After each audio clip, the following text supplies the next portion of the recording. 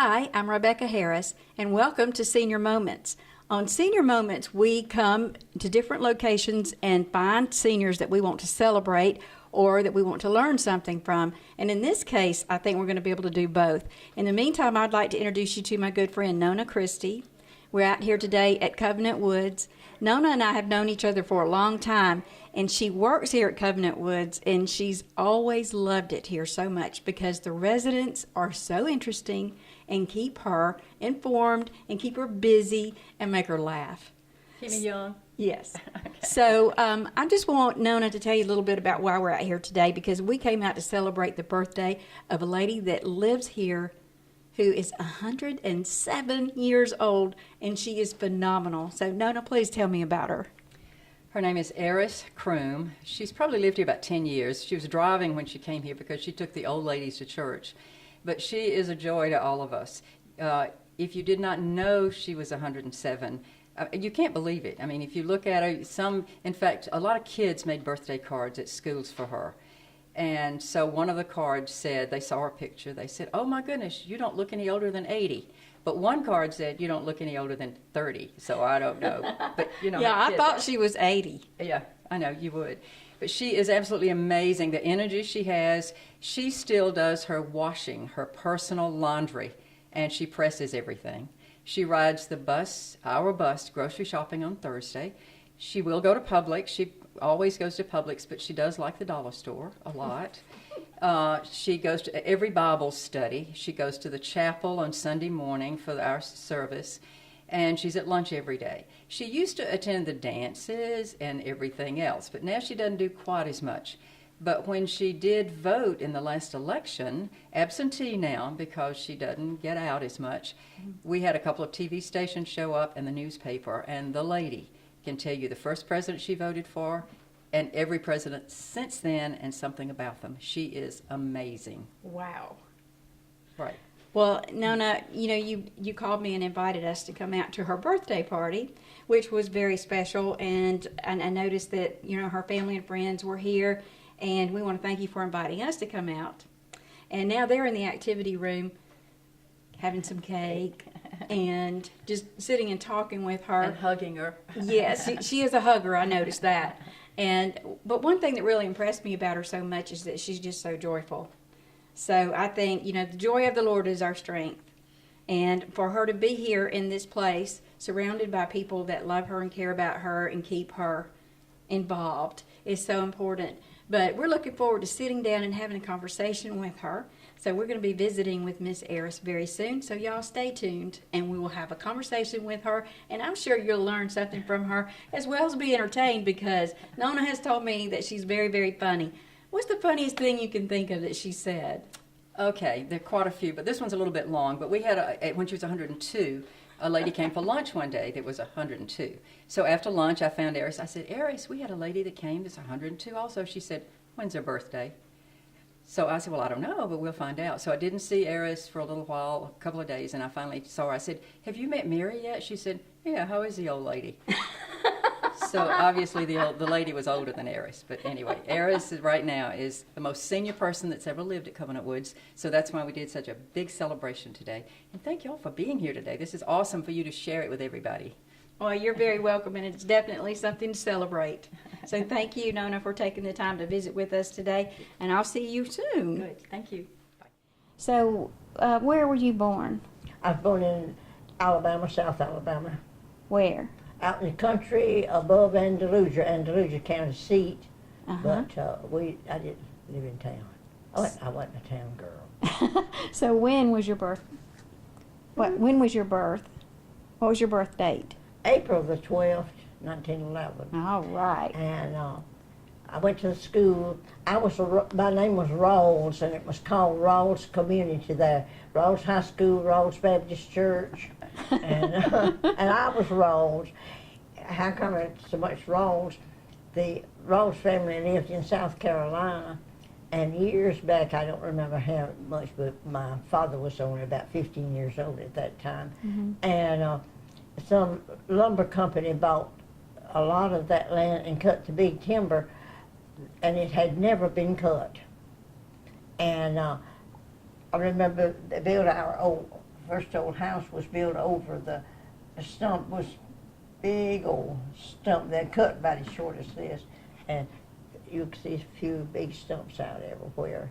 And my father was 15 years old, and his oldest brother bought 1,000 acres, and he took 800 off, and then my father got the other part, and then they had to get off of those places. They had to get Grandpa a place because Grandpa was getting old by then, and he had a grits mill. He served in the Civil War. Wow. Oh, I used to love everything about Civil War. And we'd say, Grandpa, tell us about the big war. Tell us about the big war. He said, oh, when it was cold, we'd be way up in the mountains. Well, what did you do, Grandpa? he said, we always got on the ground somewhere and got us a lot of straw. We'd kind of hide out under the straw, and our blankets and everything, we'd kind of get 2 or 3 of us under a blanket with the blankets and straw, and the Yankees didn't fight us because we'd be quiet. Then in the daytime they'd be up and shooting and everything. Oh, we thought that was wonderful. So when I started to school, couldn't wait till I got old enough to study American history. I liked history. That was some of Grandpa's days. We loved Grandpa. He was always so good and kind, had a long white beard back then. Oh. And I couldn't stand people with beards up. But now Grandpa's was different. Because he was your grandpa. Oh, yeah. Well, all right. So you went to school there. Did you go to high school there too? Yeah, graduated from high school, Rhodes High School. Okay, and then what happened after you graduated from high school? Wasn't too much happening. It was right in the middle of the Depression.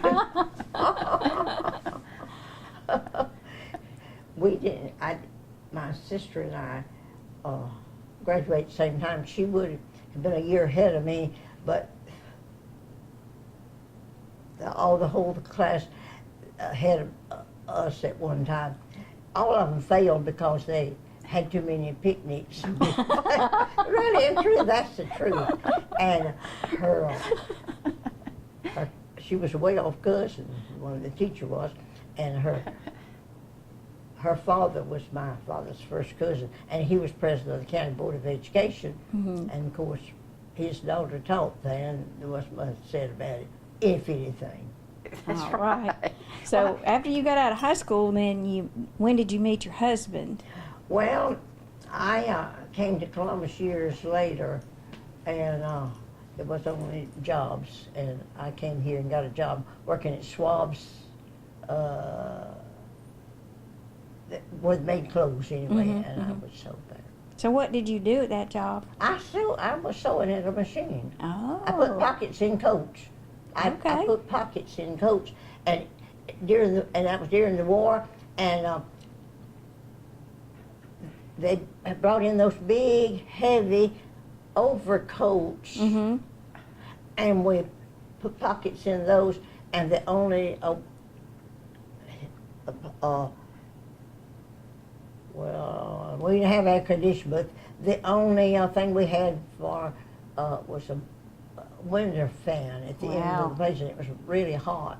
But the big heavy coats, you had to put it across your lap to get it to the machine and all. Oh, I bet that was hot. But I don't know, people didn't complain about things. Yes. It was war, and we was making then Eisenhower jackets. We'd mind Eisenhower jackets, and they would not be so hot, but we didn't complain. We said, well, get this stack of overcoats, we'll get back to Eisenhower jackets, so we did. I remember seeing those big jackets around. They were big and heavy. Yeah. So when did you meet your husband? And Well, how did you meet your husband? His sister bought a place here. I didn't know any of them, and I rented it from her. She had such a tragedy in her life. She and her husband graduated from high school, and they were high school sweethearts, and got married one June, and their daughter Gail was born the next June, and when her little girl was 4 months old, he got burned to death in a car accident. He went to get gasoline to put in the tractor, 5-gallon cans, and when it's coming back, that exploded and went all over him, all over the car, the truck, and burned all of it. And he lived about 2 hours and died, and she was left with a 4-month-old baby. Wow. But later on, then, her mother took care of that, but her mother died, and then they moved to Columbus, and she worked for insurance company, and I met her, and we became real good friends, went to church together, and I rented an apartment from her. And So that was here in Columbus? yeah. Okay. And then he came home from service, and I met him. So what was his name? His name was Jackson Croom. Oh. Yeah. So where did you meet him? That was That's his picture over there? Yeah. Okay. That was about 50 years later. Oh, he's a handsome man. Oh, yeah. Best looking man in Columbus. So how did you meet him? Well, his sister was my friend. Yeah, so you met through his sister. Yeah, through his sister. Okay. And I didn't know many people, and she didn't either. And we were friends and went to church together. And she had a little girl in kindergarten. She's old enough then, she was in kindergarten. And she didn't know anybody, and I didn't either. Okay. So then after y'all got married, what happened next? Well, he decided a small grocery store. So we had a small grocery store. Wasn't doing very much good, but anyway, they put in the first supermarket here. And he said, I'm going to the supermarket today and check the prices and see everything. He came back and he bought just 2 or 3 little things. He says, I want to tell you about this. Now, this, I bought it about 5 or 10 cents cheaper than we pay wholesale for. We pay more wholesale than I could buy it up there for. Right. And now he said, I don't think we're going to do much business. Okay. And we didn't. But we were not talking about it to people. And there was a man, I think he was city inspector or something, but anyway, he used to come along and he'd stop and talk, and my husband was always real friendly with everybody, and he'd talk. And he said one day, said his wife had been wanting to get her a little store because he's gone all day, and she thought it would be nice for her to have a little grocery store. And so anyway, and Jackson said, well, Guess what? tell her to come over and look this one over because we've been thinking about Selling that little getting store. rid of it. We was thinking about it all the time. That worked out pretty good. So she came and she liked it and she bought it. So then, where did I used to work at, you remember Curvin's? Oh, I do. My favorite thing about Curvin's was the windows at Christmas time. At Christmas time. Yes. Yeah, the customers we used to come in from as far as LaGrange and a lot of the places, and they'd come in and say that they came to see our windows. Yes. And, For those of you who don't know about the windows, tell them about the windows. well, we have beautiful displayed windows, and each season had its own, and at Christmas time, they just really went all out. And they had the prettiest decorated windows, and people from as far away as LaGrange and would come down here to see the decorated windows. And so anyhow. I remember my aunt used to take me and my cousins when we were little downtown to see that. And at Christmas time, they had these little animated little figures and different little scenes. And I can remember standing there and looking into that window, and I remember saying, I just want to soak myself into it. I wanted to be in there and play with the little animals and stuff. It really came to. Well, so what did you do at Curvin's? Were you a I was a seamstress there? salesperson. Oh, okay. Did you tell me that she knew your mama? Yes, absolutely. Okay. My mother sold hats. So my mother was really prissy, and she's going to... She was dressed so nice, and she would come in with her nice, everything was right in style, you know. And Curvin's was the place to be. I remember that. So what was your mother's name? Jewel Jones. Jewel Jones, All right. and she dressed so nice, and she'd come in with that hat on, and with it. And when they bought a nice suit or dress or something, they had to have a hat and the gloves to match, and sometimes a scarf or something. But I worked in what's called notions and sewing notions mostly. My stock was thread and buttons and small things like that, and that was the stock that I kept. And then we had the luggage in that department, and several things, and Playtex bras and girdles. I'll never forget one lady. One lady came in one time. She's country as I am. She said, "Well, I've come down here." She said, I think she had been upstairs or somewhere, and they didn't have Playtex upstairs. We only sold Playtex down. "I want to see one of those Playtexes girdles." Playtexes. That's what she said. You just want to laugh at some of them, you know. That's cute. So was Jackson in the military? Yeah. He was? Went through 2 invasions, the invasion of North Africa and the invasion of Sicily. Which branch of service was he in? Infantry, I don't know about church. Army? Oh, yeah. Okay. I don't know much about that kind of stuff. Was he at Fort Benning? No. No? He stayed overseas nearly all the time Mm-hmm. for the whole war. I bet that was hard on you with him being gone away. Well, I didn't know him the first part of it. Okay. But anyhow, he had a chance to get out, so he got out.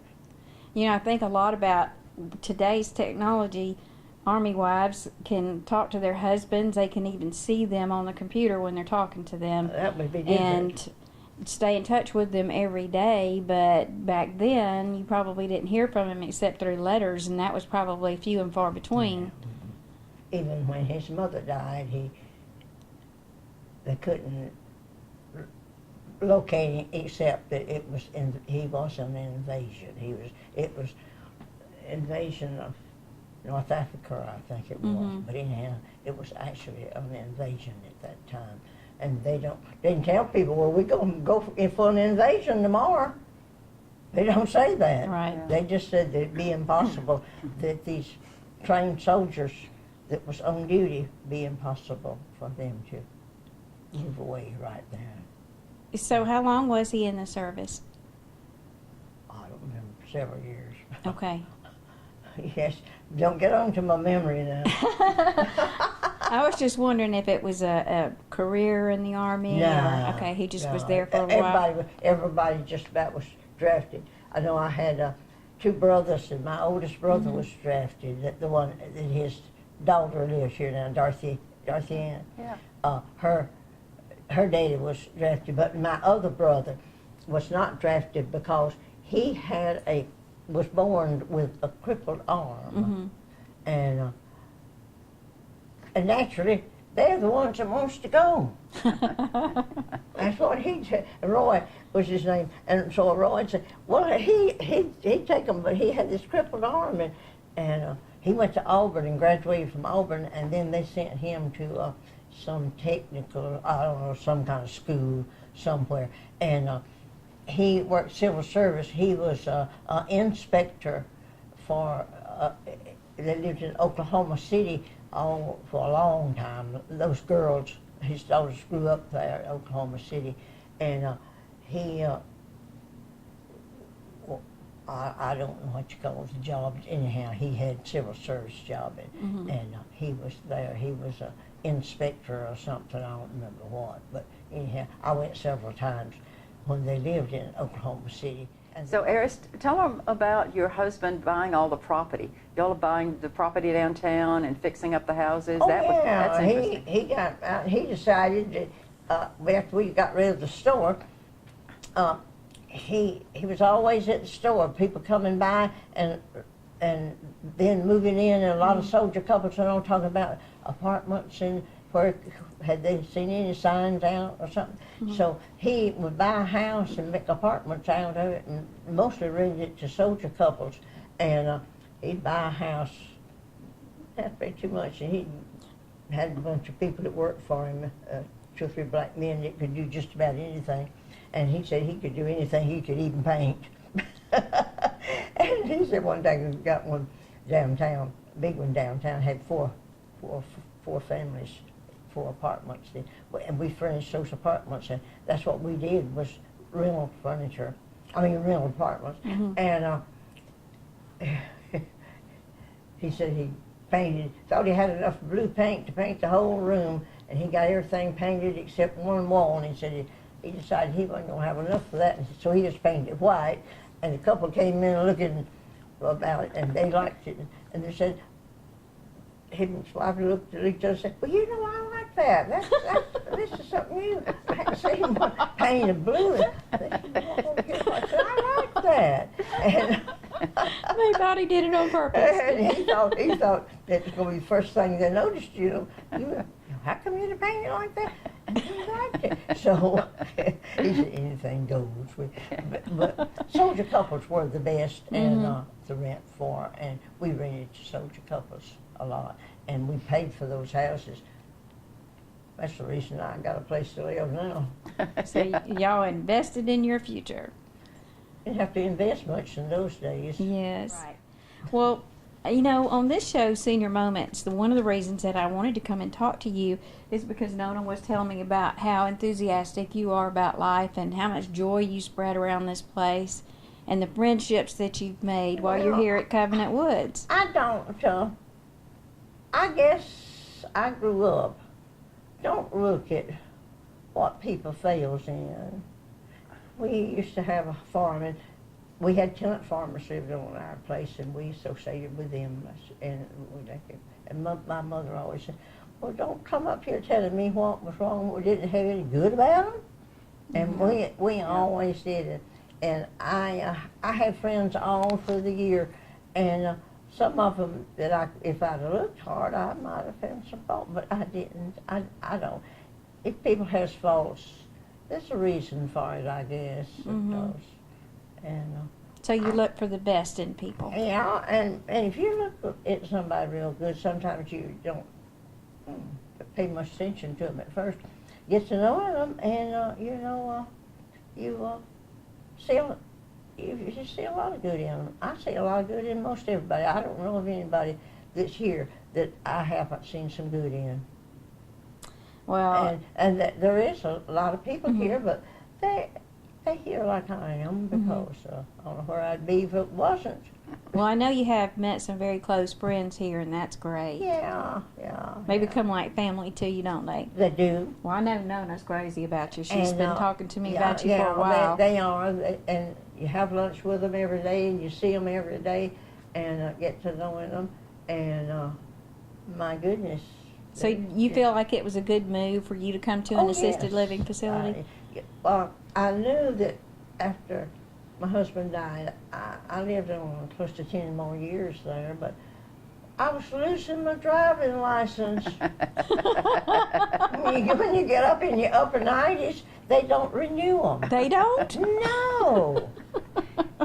But when you moved here, you were picking up people to go to church, right? You were still driving. Well, now they hadn't expired then, but it's fixing to, and did. Okay, and they did. But in the upper 90s, I don't remember just what one it was, but the last time I got my driver's license renewed, the man, they told me, said, this is, said to me, said, well, said, you can go there and get your picture made and you get your new license, but you won't get another one because, see, you're going over the age limit. I said, the what?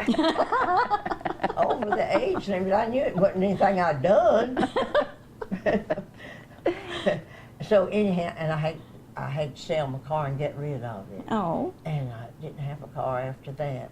After he died, I had to have some work done on the car, or I decided I didn't know whether that'll buy me a new one. So I decided to buy me a new one. I had a new car, and nobody ever have a great amount of miles on it when I sold it. But I have a driver's license. That's the reason I moved. If I had, see, if you live out in a house to yourself, and you have to have a car. Sitting out there. That's right. And now she rides with Dennis on the bus. She rides with Dennis wherever she wants to go. Yeah, so now I came out here, and I used to come out here and visit Janie Dozier. Oh, yeah. Her husband was our pastor when I first went to Hilton Terrace for a long time, and I knew Janie real good.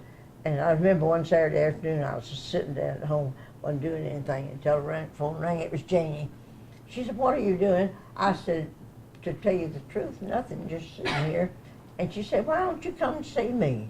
I said, "When? Now?" She said, "Yeah, that'd be a good time. But when you get lonesome, why don't you come see me?" I said, "I'll see you in a little bit."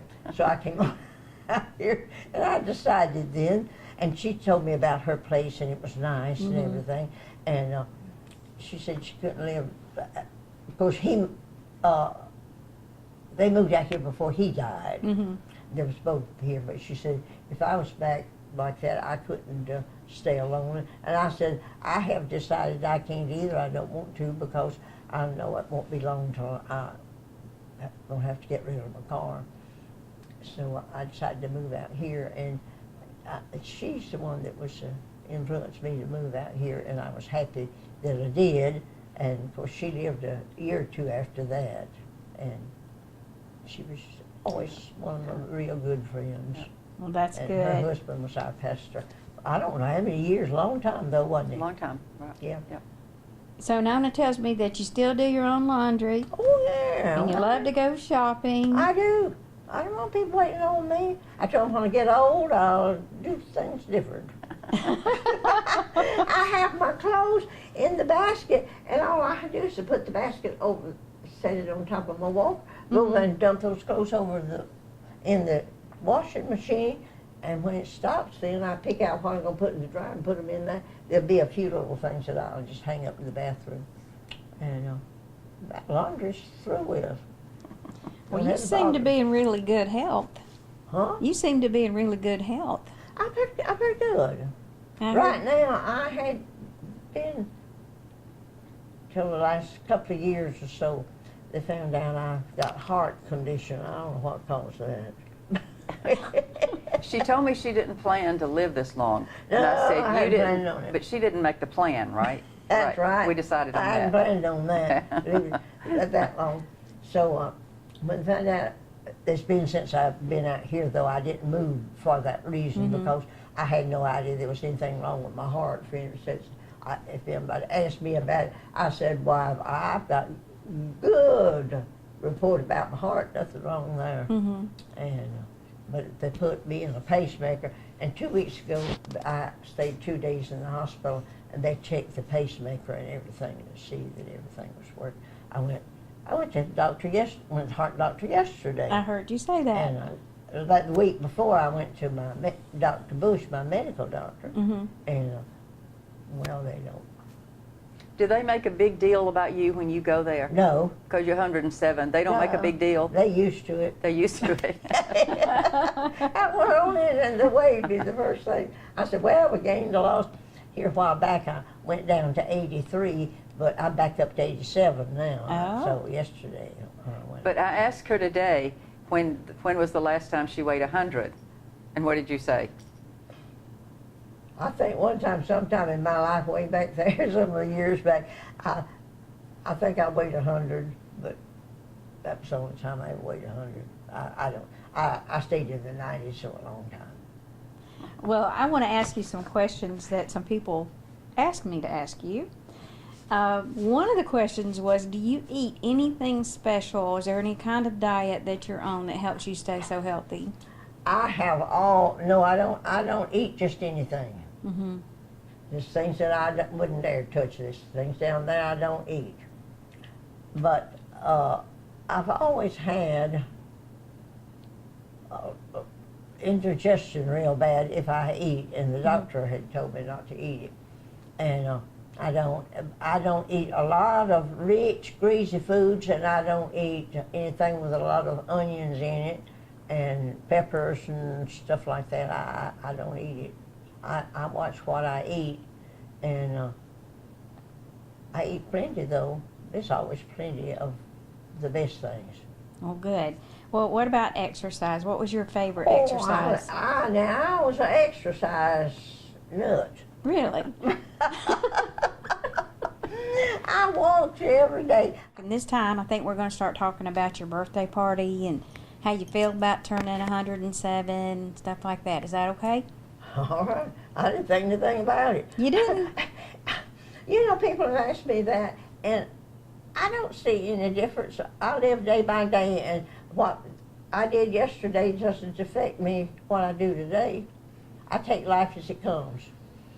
So, do you feel like that's your secret to living a long life? I don't know that. I have no idea. Well, I tell you though, people that has, I still say a diet and what you and the things that you do affects your life very much so. Now, there's things that I cannot eat. I have this stomach problem. If I leave off the real rich foods, I don't eat a lot of people with a lot of rich grease in it of any kind, and I don't not a lot of onions And she doesn't eat at night. She always has lunch. and For dinner, she has like cereal or something light, right?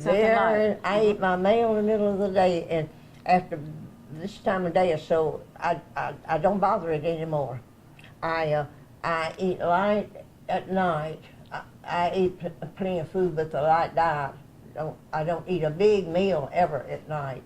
And then since I've been on my own, I ate cereal for breakfast. For dinner?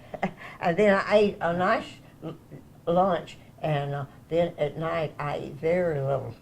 Yes, this card is so sweet. The child says, I've been wondering, because you're getting to be very old, before you're at the mark where you're not able to do things, what would you like to do? Would you like to roller skate? Would you like to hang glide or scuba dive? And then she says, you've been alive for so long, and I'm finally here to write for you. You're beautiful like you are, and as sweet as ice cream, as bright as the sunshine, and I wish you the best birthday ever. Well, isn't that sweet? That was so sweet. And I saw this big stack of cards where so many people were celebrating you in your life, and it was just really, really special. And they asked certain little questions in here, like what's your favorite animal and all those kinds of things. But I think the main question that I would like to ask you is your faith in the Lord. That's right. And your belief in life, and how you share that with other people, because you're just such a blessing to everybody that meets you. I have great faith in the Lord. There's times when we've all had times you give up your mother, and you give up your father, and you give up and your husband, and you're left alone. And you know, when I have faced these times in life, and just saying, I can't, and just going, I just get alone with the Lord. And I can remember one night when I was alone, and I was truly alone. And all of a sudden, I felt like that I was so close to the Lord. I felt that I could have reached out and touched him here. I thought had come that close to help me. And he said to me, you have to help yourself. Wow. Life is a short thing. You look for the good, and you'll find it. You have things that you get up tomorrow and start looking at all the good things that you have. You still have family. You still have wonderful friends. And you know one day you will be called home. And you know the Bible tells us that he has prepared a place for you. And you know, I just lay there that night and felt that the Lord had absolutely been with me. And I got up the next morning, and you know, I put aside all this stuff, that I'm not going to be able to do this, and I'm not going to be able to do that. I do what I'm able to do, and what I not able to do, I forget it. I used to like to sew, and now my eyes are so bad, I don't think I could anyway, and I can't do those things, but I don't have to do that. I do what I can do, and what I can't do, I don't do it. And I don't worry myself sick because I can't. And my family had all died. My mother, my father, both of my sisters, both of my brothers, my husband, everybody. But I didn't sit around and pity myself that I did, and I just see this lots in life. It's just not all me. I'm not the only one that's living. I see good people every day, and there's lots I can do, lots I don't want to do anymore. Well, Miss Erris, thank you so much for letting us come into your Thank home. you. Do you have anything else that you would like to say to people before we go? No, I just say to people, always look for the good, and always don't look at somebody that's down and out and spend your time, because just pray for them. That's right. And then always do the best you know how, and treat people nice, and always go to the Lord with, I go to the Lord with whatever comes up, and it eases away. Well, it's been such a blessing to meet you today. Well, And Nona, I want to thank you for telling me Oh, about Miss absolutely. Erris. I'm glad you're sharing her with everybody. Well, it sure has been fun. And I want to thank you guys for watching us on Senior Moments. And I also want to encourage you to just live life to its fullest and seize your senior moments. And stay tuned till the next show, because we've always got something interesting that we hope will interest you.